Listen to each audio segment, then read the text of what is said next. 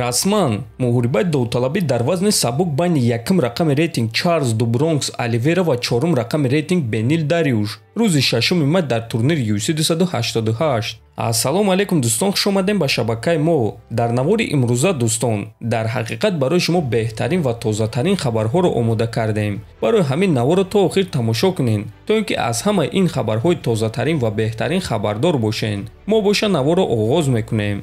дӯстон, барои шумо беҳтарин хабар, акнун шумо метавонед аз ширкати шифофармо ҳама намуд доруҳои гиёҳиро бо нархи арзон ва сифати олӣ дастрас кунед. доруҳо барои хароб ва фарбешавӣ, дарди дил, дарди меъда, пастаҳо барои хунукзадагӣ, барои қавӣ кардани мардонагӣ, барои шахсоне ки фарзанд ёфта наметавонанд, равғани усма, хелба, равғани сиёҳдона барои ҳамаи дардҳо, шампунҳои гиёҳӣ. худи ҳозир ба номерҳои дар рӯи экран буда занг зада доруҳои даркории худро бо нархи арзон дастрас кунед ва ҳатман аз номи канали Паҳлавон гап занед. ҳамин гуна шумо ҳам доруҳои даркории худро дастрас мекунед ва ҳам канали моро дастгирӣ мекунед.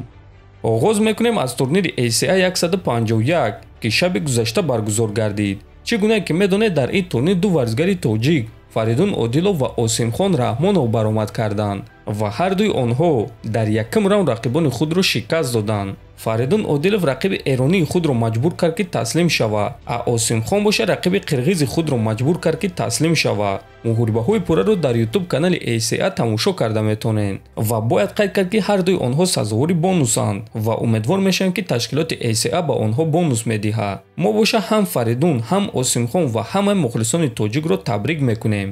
баъди ин ғалабаҳои дурахшон, варзигарони тоҷик ба роҳбарони ташкилоти ACI муроҷиат карда гуфтанд ки дар гран-при соли 2023 иштирок кардан мехоҳанд.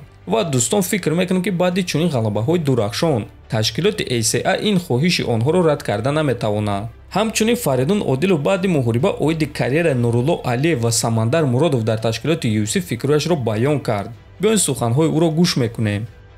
Нурулло додари мост ва ӯ ба наздикӣ дар UFC баромад мекунад. ман ба ӯ барор мехоҳам. ман фикр мекунам ки ӯ худро дар UFC хеле хуб нишон медиҳад. Аббос Самандар боша мо дар як дастаем.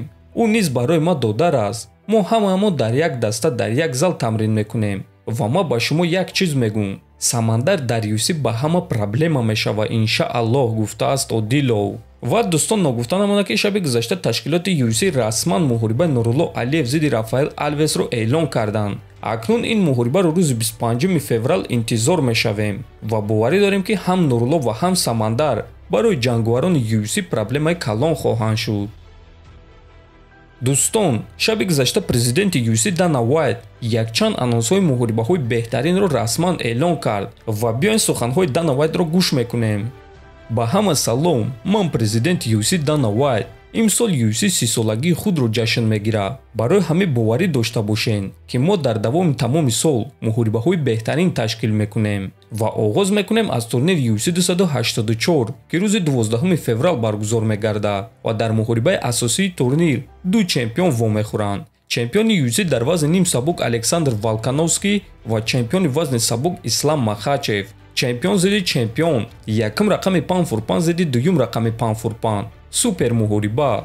баъдан рӯзи 5 март дар турнири UFC 285 чемпиони пешинаи UFC дар вазни ним вазнин Ҷон Ҷонс бармегардад ва ба вазни вазнин мебарояд ки дар он ҷо ӯ бо чемпиони муваққатии пешинаи UFC дар вазни вазнин Сирил Ган барои камарбанди вазни вазнин муҳориба мегузаронад.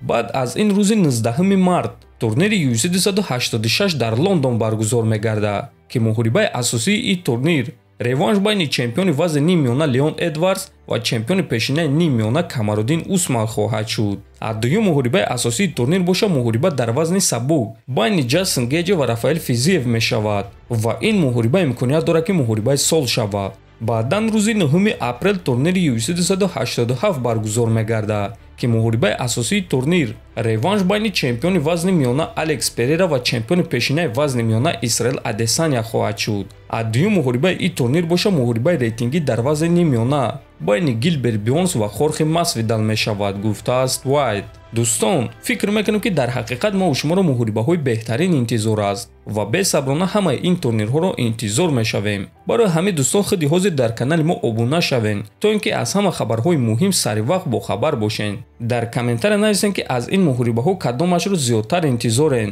то боздид хонободу сарбаланд бошед.